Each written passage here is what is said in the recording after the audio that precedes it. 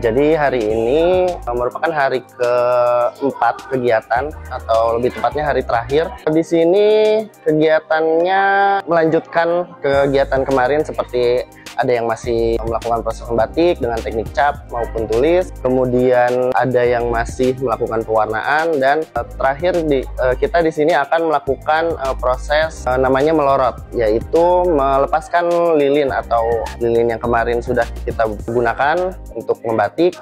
Itu nanti dilepas dengan teknik lorot, kemudian nanti hasil motifnya akan terlihat seperti itu.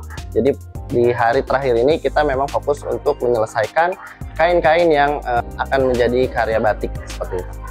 Halo, perkenalkan nama aku Putri Ratu Narisha. Aku mahasiswa Universitas Cakrawala, jurusan Tata Busana, dan aku adalah peserta dari kegiatan membatik yang diadakan oleh Amanah.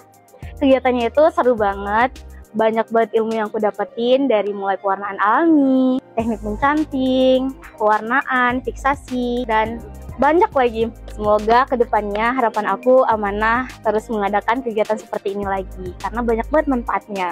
Amanah!